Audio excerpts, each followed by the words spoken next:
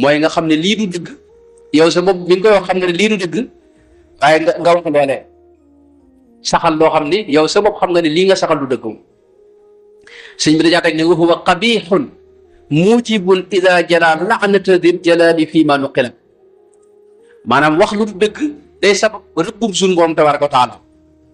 mën naa taalum réew waaw moo tax sëñ Tuubaa mus ko nangu day net li sax koo xam ne daa ñëw fi moom mu laaj ko loo xam ne sëñ bi xam na ko mu bëgg maslaa rek ak wax ak sëñ bi tax mu wax loo xam ne dara amu ci waaye sëñ bi daane ñëkket bàyyi ko fa moom dem ne ko yéen di rek moo tax du ngeen mën a dem fenn bu ñu leen laaj ngeen di wax ko xam moo tax sëñ Tuubaa mus ko nangu wax na ci majmaa bu mag bi ne kabayir yi bi ci gën a mag ci kabayir yi mooy wax lu amut wal kadibu min akbaril kabairi wa xaqiqatuhu nutquka bima la tashhaduhu aynaaka wa lam tasmaahu udnaaka wala aw lam tanqulhu an mawsuqin bi nee na kabayir yi bakkaar yu mag yi bi ci gën a rëy bokk na ca mooy wax lu amut te mooy nga wax loo xam ne yow gisoo ko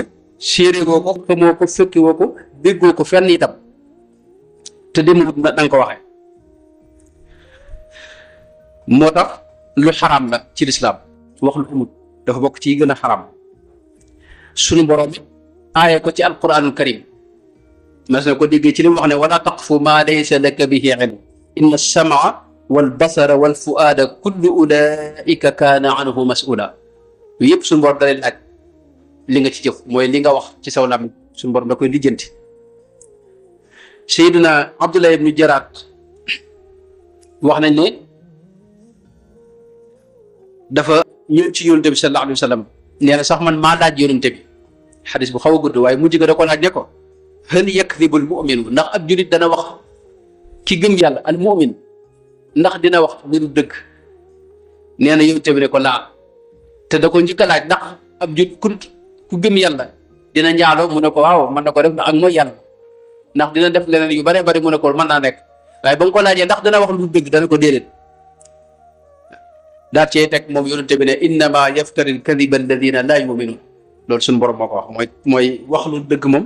ki gëmut yàlla képp moo koy def waaye ku gëm yàlla du ko def yonente bi wax na ci xadis boo xam ni Buxaari moo ko def rek wala muslim imam muslim moo ko def li mooy wax lu dëgg da lay yóbbu ci ak caay-caay mooy buntu ak caay-caay fa in alkadiba yahdi ila alfujuri wa in alfujura yahdi ila annaar buntu ak caay-caay mooy wax lu dëgg yàlla ci yàlla musal te ak caay-caay nee na mooy buntu sawaraw yàlla ci yàlla